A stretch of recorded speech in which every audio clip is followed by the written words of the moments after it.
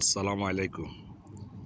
এই দেখছেন এই লোকেরা দুইটা বালতি নিয়ে সকালবেলা গাড়ি ধুতেছে।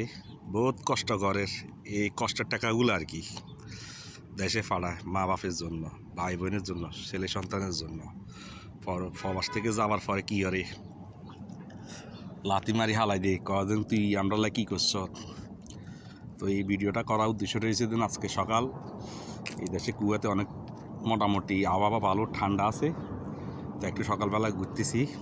আর আমার ডিউটি হচ্ছে 7টা বাজে, তা আমি এই কারণে বার হয়েছি। তো এই আমাদের বাঙালি ভাই একজন না অনেক লোক আছে গাড়ি ওয়াশ করে। সকাল 5টা বাজে ফজর উঠতে নামাজের সময় উঠতো না, গাড়ি বেলায় উড়ে, তার মানে কর্মরে এমনভাবে ধরছে টাকারে। তো এরা এখানে মাসে 200 দিনার 150 দিনার কামায়, বহুত কষ্ট করি কামায়, প্রচুর পরিশ্রম হয়।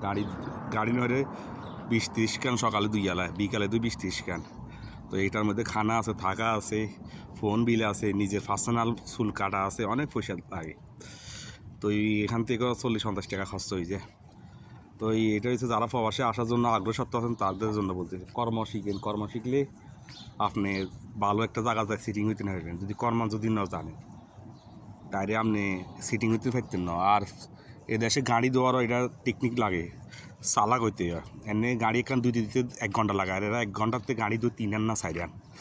তো এরকম দক্ষতা মানে লাইক দিব, স্পিড লাইক দেবো কামের। তো গাড়ি দেওয়াটা কষ্টর কাম, কিন্তু কষ্টর কামেরই কিব অনেক লোকে করতেছে বাধ্যকতা, কিনলে অন্য কোনো কাজ না হারি করণ লাগে। আর এটা হচ্ছে জায়গাটার নাম হচ্ছে কুয়ার আপনার যারা এরিয়াতে পড়ছে কায়ওয়ান। আর এই দেশের বিল্ডিংগুলো এরকমই, রোডের সাইডের বিল্ডিং। আর এটা মানে আরবিতে মনতাকা বলে, গ্রাম আর কি।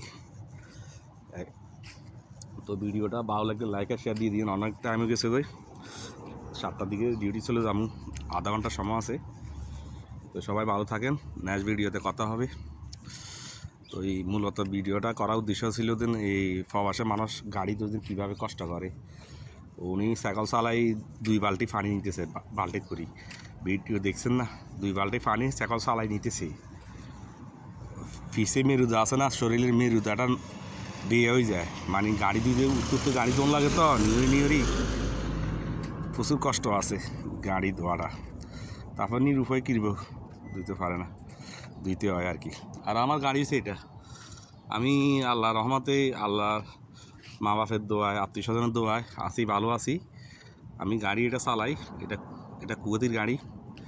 এখানে প্রতিবন্ধী একজন আছে, ওনার আরবানা বলে, মানে ঠেলানি গাড়ি কথা আছে না, এগুলাতে তাকে নিয়ে নিই, অফিসে নিয়ে নামা দিই। উনিও চাকরি করে, প্রতিবন্ধী রেখিব, মহিলা মানুষ ম্যাডাম, উনিও চাকরি করে।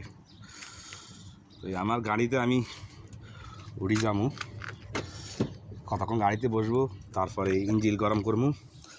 আর মেশিনের ইঞ্জিল চেক করা হয়ে গেছে আরও আগে।